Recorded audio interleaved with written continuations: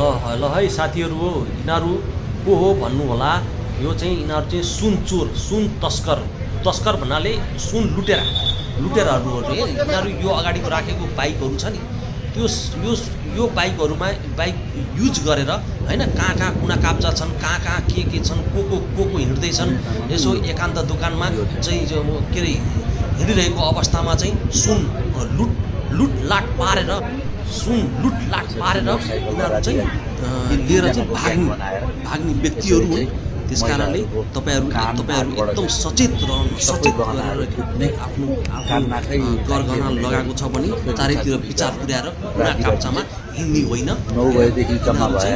यस्तो तस्करहरू चारैतिर फैलिएको छ, काठमाडौँ भ्यालीमा नभएर पनि अरू ठाउँमा पनि, त्यो सबै ठाउँमा छ। अहिले यो सुन धेरै महँगो भएको कारणले गर्दा यस्ता तस्करहरूदेखि तपाईहरू बस्नु होला।